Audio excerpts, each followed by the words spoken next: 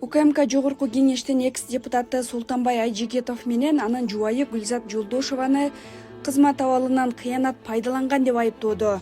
Мекемеден аларга 30 апрелде айып тагылганын, бөгөт чарасын 1-май райондук соту карай турганын билдиришти. УКМКнын версиясына алайык, жубайлардын түздөн-түз бири-биринин кол алдында иштөөсүнө салынган мыйзамдагы тыюуга карабастан 2022 Айжигитов аялын парламент аппаратына өзүнүн жардамчысы кылып жумушка орноштурган.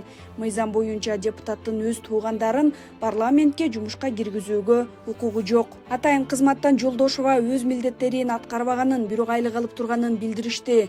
Мекеменин маалыматына алайык, 2022 жылдын февралынан 2025 жылдын апрелине чейин экс-депутаттын жубайы республикалык бюджеттен 3,2 миллиондон ашык сомду мыйзамсыз алган. УКМКдан Айжигитов Баткен облусунун губернатору болуп иштеп турганда да аялын ушундай жол менен жумушка орноштурганын кошумчалашты. Айжигитов аялы башка депутаттын жардамчысы болгонун билдирүүдө. Анын айтымында учурда парламентте бери дегенде эле 10 депутаттын туугандары иштейт. Ал УКМКнын башчысы Камчыбек Ташиевке кылмыш ишин козгоону жана аны жоопкерчиликке тартууну талап кылды. 28 мартта БШК УКМКнын өтүнүчү менен Айжигитовду соттуулугун жашырган деген жүйө менен мандатынан ажыраткан. Саясатчы өзү эч кандай соттуулугу жок экенин, ачылган кылмыш иши мөөнөтү өтүп кеткенине байланыштуу токтотулганын билдирүүдө.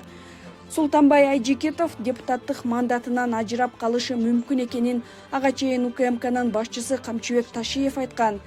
Анын алдында Айжигитов парламентте достук айылынын Тажикстанга берилишине каршы пикирин билдирип, өлкөлөр ортосундагы чек ара келишимин кескин сынга алган. Бул билдирүүсүнөн кийин ал Ыйман Нуров фракциясынан чыгарылып, президент анын сөздөрүн манипуляция деп атаган.